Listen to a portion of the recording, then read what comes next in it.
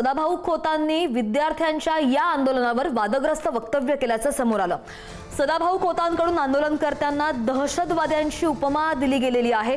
धर्मेंद्र प्रधानांचा राजीनामा घेऊ नका असं सुद्धा वक्तव्य विधान सदाभाऊ खोत यांनी केलंय। अशा दहशतवाद्यांना लोकशाही मार्गाने उत्तर द्या असं सुद्धा खोत म्हणतात। इंडिया आघाडी दहशतवाद्यांसारखी परिस्थिती निर्माण करतेय असंही खोतांचं म्हणणं आहे।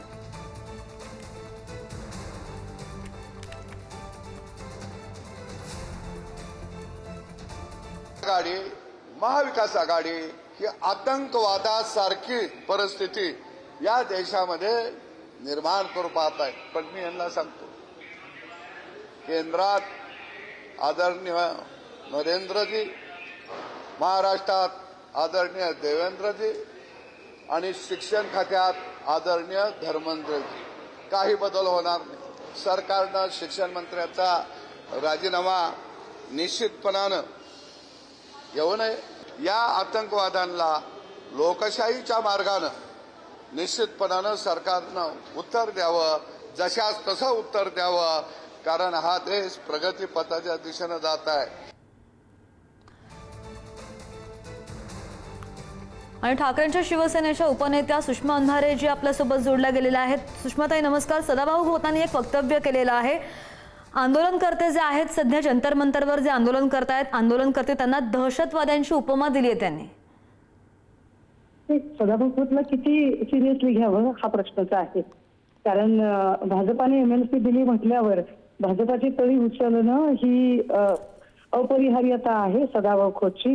पण सदाभाऊ असेल किंवा त्यांच्यासोबतची अनेक लोक ही भाजपची, विशेषतः देवेंद्र फडणवीसांनी जो शब्द संसदीय भाषेत प्रतिष्ठित केलेला आहे, भौंकने वाले और भाड़े के, तर त्यातली ही बार्किंग ब्रिगेड आहे। त्यामुळे बार्किंग ब्रिगेड काय बोलते याकडे लक्ष देण्यापेक्षा कालची तरुणाई, त्या तरुणाईचा संताप आणि त्या तरुणाईने उचललेलं पाऊल नेमकं का उचललं यावर विचार करण्याची गरज आहे। साधं गणित आहे, जर 22 दिवस सरकार आमच्याशी बोलायला येत नसेल तर सरकारला वेळ नाही तर आम्ही सरकारकडे बोलायला जातो। याच्यातनं ती केलेली साधी कृत्य आहे। त्यामुळे सदाभाऊ खोतला काही फार मी सिरियस घेत नाही अजिबातच। असं आहे की इंडिया आघाडी दहशतवाद्यांसारखी परिस्थिती निर्माण करते असं पिनआउट केलं गेलंय स्पेसिफिकली। अच्छा, मग सदाभाऊ खोतला आतापर्यंत स्वतः सदाभाऊ अनेक आंदोलनं केलेली आहेत। ऊस दरवाढीची आंदोलनं केली होती। विशेषतः इकडे मुंडे साहेबांच्या सोबत हस्तांदोलन करत तिकडे बंटी पाटलांच्या मतदारसंघात कायम आंदोलनं करणारे सदाभाऊ हे त्यावेळेला आतंकवादीच होते का? अच्छा, मग आतंकवादाच्या सुपाऱ्या घेऊनच ते आंदोलनं करायचे का? आणि त्याची बक्षिशी म्हणून एका आतंकवादाला भाजपने एमएलसी दिली काय? आम्ही बोलायला गेलो तर आमच्याकडे पण खूप कंटेंट आहे, परंतु आम्ही भाजपच्या बार्किंग ब्रिगेड सारखा आमचा विवेक हरवलेला नाही।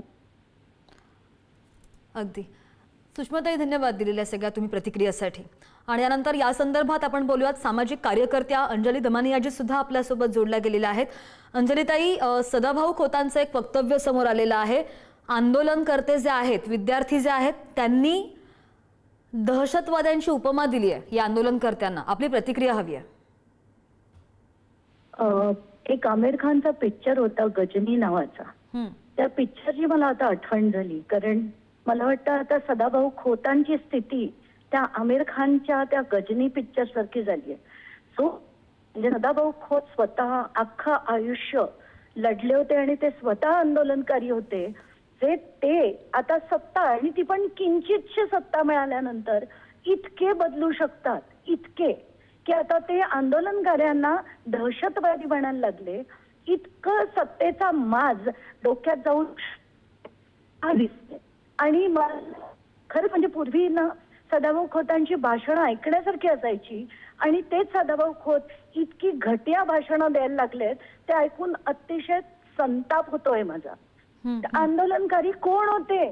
साधी साधी शाळेत जाणारी, कॉलेजमध्ये जाणारी लहान लहान पोरं होती, ज्यांची डोकी फोडली गेली, ज्यांना पोलिसांनी इतकं विचित्रपणे त्यांना मारलंय हे दिसतंय सगळ्यांना उघड्या डोळ्यांनी। सगळ्या मराठी माध्यमांनी दाखवलं।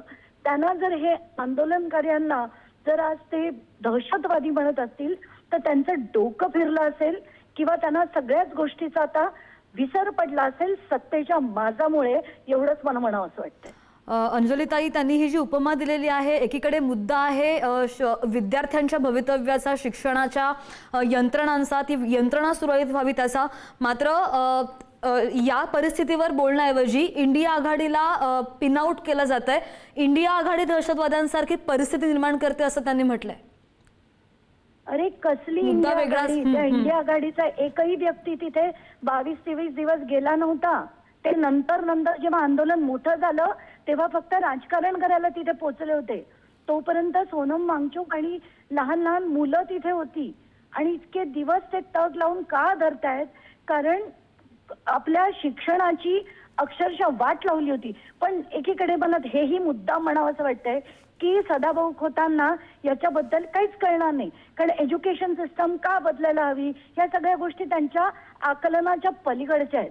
पण आत्ताच्या घटकेला एज्युकेशन सिस्टमचे 3-13 कसे वाजलेत, कशी ती लहान लहान मुलं ज्यांना परीक्षेसाठी ते तयारी करतात, अचानकपणे पेपर लीक झाल्यामुळे त्या परीक्षा कॅन्सल होतात, वाटेल तसे मार्क दिले जातात, त्याच्यामुळे त्यांचे आयुष्य उद्ध्वस्त होतात. या सगळ्या गोष्टी त्यांना कळणारच नाही. त्यांना फक्त दिसतंय ती फक्त सत्ता आणि सत्तेचा माज, दुसरं काही दिसतच नाहीये सदाभाऊ खोतांना. नाही, बरोबर. तुम्ही जसं म्हणालात की आता आपण पाहतोय गेले इतके दिवस आपण पाहतोय, महिनाभर जे आंदोलन सुरू आहे, दुसरीकडे राजकारण करतायत असंच दिसतंय. कारण की जो मेन मुद्दा आहे तो समोर येतच नाहीये आणि देशामध्ये इंडिया आघाडी आणि राज्यामध्ये फक्त मविया एवढंच त्यांचं सुरू आहे. नाही, तेच सांगते ना. कोणी त्यांना काही वेगळी उपमा देत, कोणी म्हणताय चायनाचं फंडिंग आहे, कोणी म्हणतं पाकिस्तानचं फंडिंग आहे. अरे लहान लहान मुलं आली आहेत ती, कुठल्या पाकिस्तानाचं फंडिंग आहे? कोणी काय म्हणतंय मवियानी काय दिलंय, इंडिया आघाडीच्या इंडिया ब्लॉकनी काय फंडिंग दिलंय. अरे त्यांच्या डब्बे जे आणलेत ते सुद्धा मी ट्विट केलेत. त्यांच्या डब्यात फक्त कांदा आहे आणि शेंगदाणे आहेत. कुठल्या फंडिंगचं बोलतोय, कुठल्या इंडिया ब्लॉकचं बोलतोय आपण? प्रत्येक ठिकाणी प्रत्येक आंदोलनाला हे दिलं जातं आणि ते आंदोलन पाडण्यासाठी आटोकाट प्रयत्न केले असतात. मला कळत नाहीये की ही रॅपिड ऍक्शन फोर्सनी काल दगड मारण्याचं जे काम केलंय ते रॅपिड ऍक्शन फोर्सनी केल्याचे असंख्य व्हिडिओज आहेत माझ्याकडे. आणि अशा सगळ्यांना हे करून आपल्या साध्या पोरांना, जर तुम्ही आंदोलनकार्यांना जर तुम्ही दहशतवादी म्हणत असाल तर शेम ऑन यू. लाज वाटली पाहिजे तुम्हाला, लाज वाटली पाहिजे. अगदी. आज संपूर्ण देशभरातले आंदोलनकर्ते, विद्यार्थी एकवटलेले असताना काहीतरी ठोस निर्णय व्हावा, काहीतरी ठोस चर्चा व्हावी, हीच अपेक्षा आपण करूया. अंजलीताई, धन्यवाद दिलेल्या सगळ्या सविस्तर प्रतिक्रियेसाठी.